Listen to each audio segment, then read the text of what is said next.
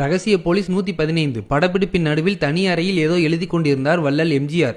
துணிந்து அந்த அறையில் நுழைந்த அந்த நடிகை என்ன எழுதி கொண்டிருக்கிறீர்கள் என்று கேட்டுவிட்டு எதிரில் உள்ள நாற்காலியில் அமர்ந்தார். படக்குழுவினருக்கு ஒரே பதற்றம். தலைவர் உடனே, வாமா, உங்கள் சம்பந்தப்பட்ட காட்சிகள் எடுத்து முடியட்டும், நான் வருகிறேன், இப்போ முக்கியமான வேலையில் இருக்கிறேன் என்கிறார். அது என்ன அப்படி முக்கியமான வேலை என்று கேட்க, என் ரசிகர்கள் எனக்கு எழுதிய கடிதங்களுக்கு நான் பதில் எழுதி அனுப்புவேன், இது என் வழக்கம் என்கிறார் எம்ஜிஆர். என்ன சார், நீங்கள் இப்படி ஒரு உதவியாளர் வைத்துக்கொண்டு நீங்கள் சொல்ல விரும்பும் பதிலை அவர்களிடம் சொல்ல, அவர்கள் அதை எழுதி அனுப்பினால் உங்கள் சிரமம் குறையுமே என்று கேட்டார் அந்த நடிகை.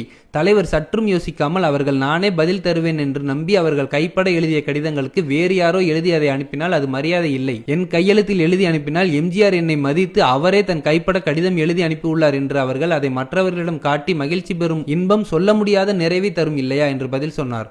திகைத்து போனார் அந்த நடிகை. இயக்குனர், அண்ணா ஷாட் ரெடி என்ற குரல் வர, வாங்க போகலாம் என்கிறார் வள்ளல். உடனே என்ன ஒரு அதிசய பிறவி என்று எண்ணி